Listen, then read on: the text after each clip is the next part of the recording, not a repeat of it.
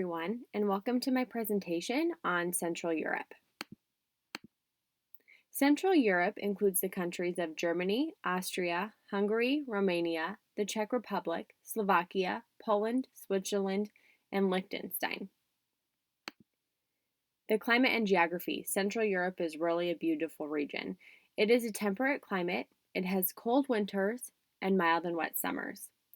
It is mountainous in some regions, so the Alps are present and other mountain ranges, but other parts of the region are flat with rolling plains, hills, and plateaus, which you can see in that bottom picture.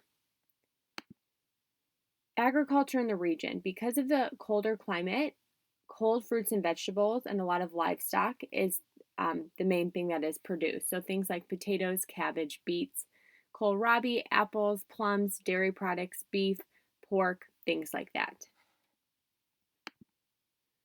The lifestyle of Central Europeans, they prefer neatness and order.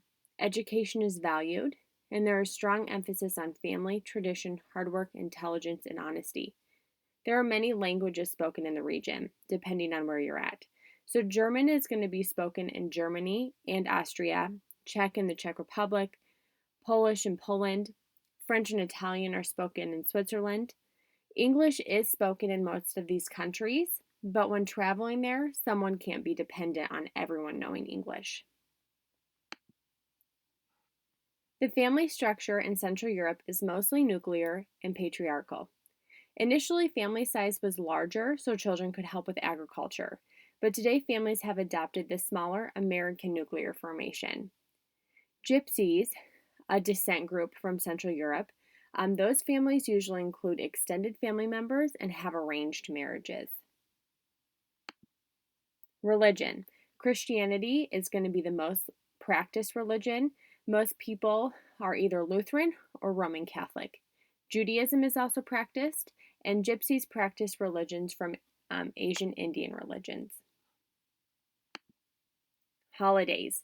Christmas and Easter are the two major holidays celebrated and talked about that I read about. They usually have a big feast. So in Germany, they have a lot of roasted game meats and candies and spice cakes.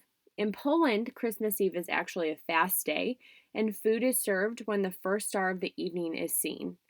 In the Czech Republic, they eat carp 4 different ways.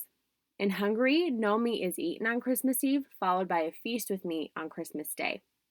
Easter, Germans enjoy ham and peas, and they have Easter eggs and chocolate candies, and the Easter bunny hides Easter eggs. In Hungary, Easter Eve is the most important feast of the year. Fasching in Austria is a holiday that they celebrate, which drives out the evil spirits of winter, and they enjoy donuts, fritters, and other sweets during the celebration. Oktoberfest is in Germany and is a 16-day celebration that lasts from late September to early October.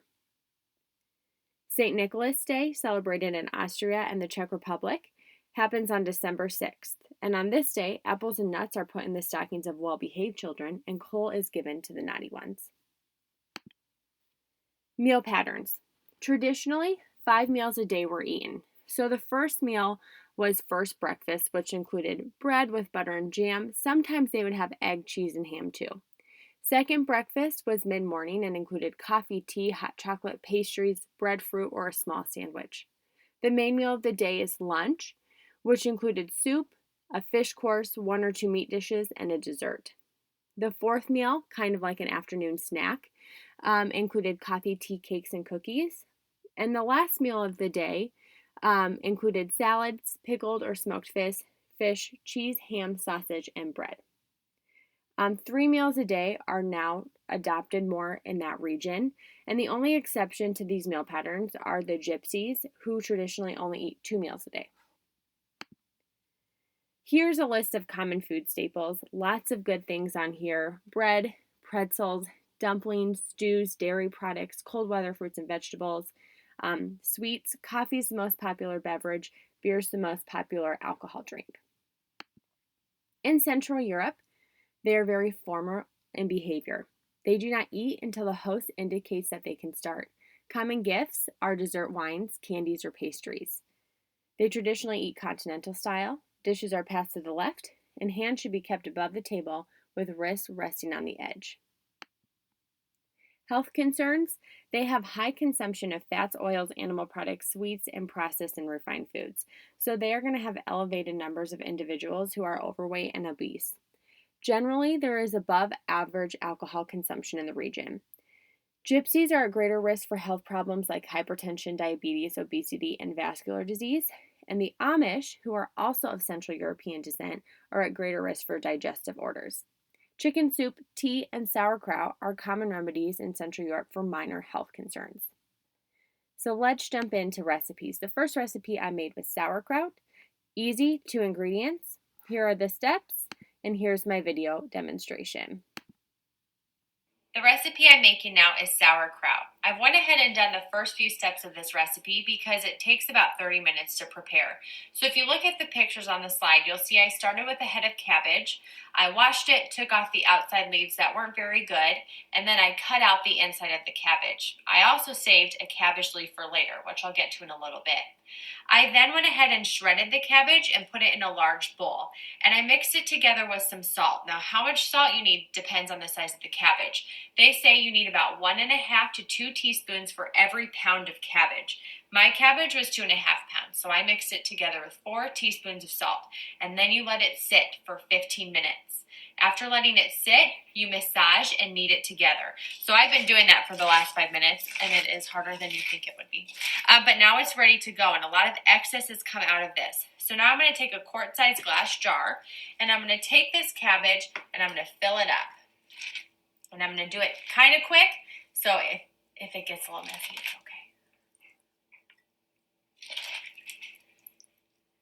And I'm just shaking off that excess liquid. We've got quite a bit here.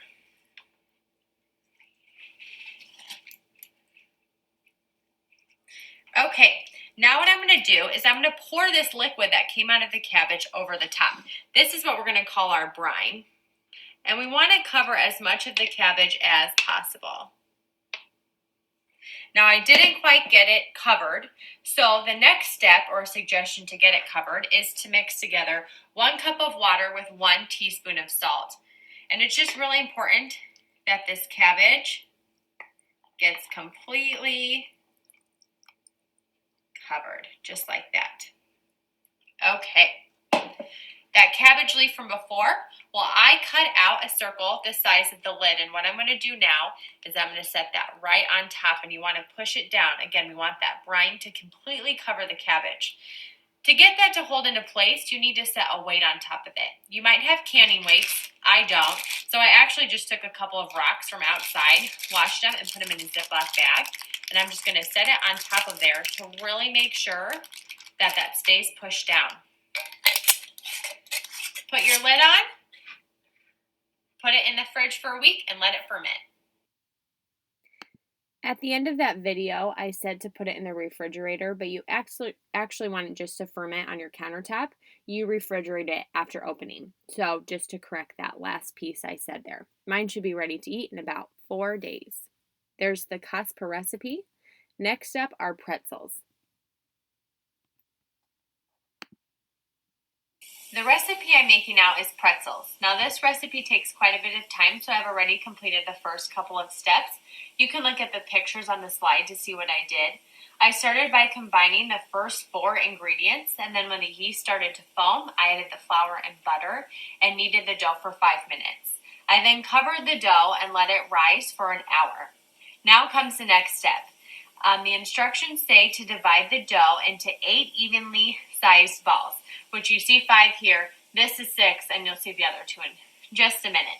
So I've divided that up, and then we need to make each ball into a rope that is about 24 inches. And I've measured, and that's what that is. So now we've got to form our pretzel. To make our pretzel, you make a U, and then you're going to pull it across and down. Now, sometimes this dough, as it sits out, takes a while to stick, so I have a little bit of water, and I'm just putting my finger onto it so that it just sticks a little bit better.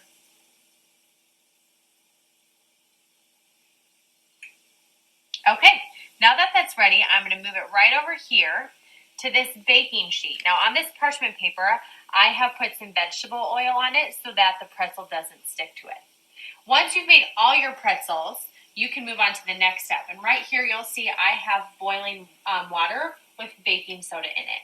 So I'm going to take these pretzels that I have made, and I'm going to put each pretzel into the boiling water for 30 seconds. So we'll start with this one.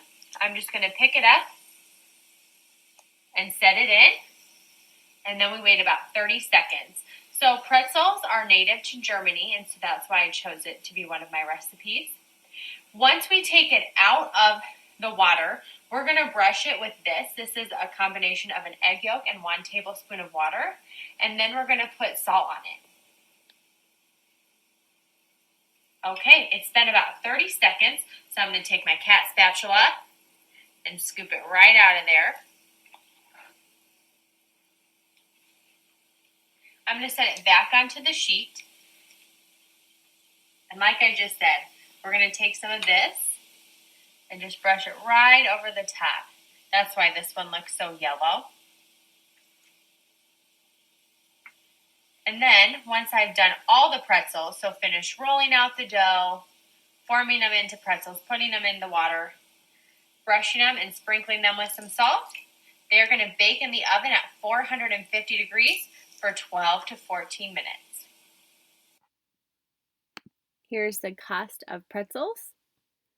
And the last recipe I have to demonstrate is fondue.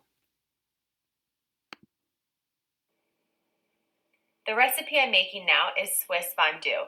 Now, you are traditionally supposed to make this in a fondue pot. I don't have one, so I'm just going to go ahead and make it on my stovetop. I'm going to start by taking this garlic clove and I rub it on the inside of my pot. This is going to help give it some flavor.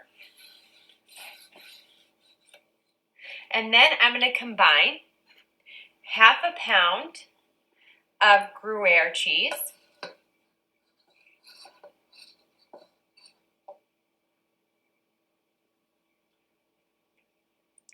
a fourth a pound of Swiss,